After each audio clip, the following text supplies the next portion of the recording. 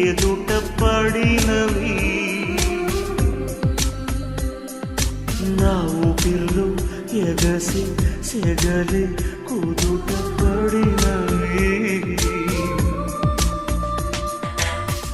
సమయాన్ని శాశ్వతంగా నిలిచిపోని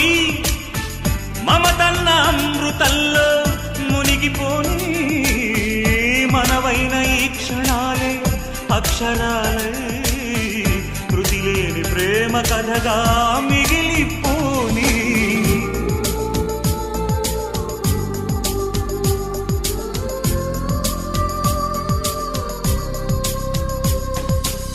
గగనానికి ఉదయం ఒకటే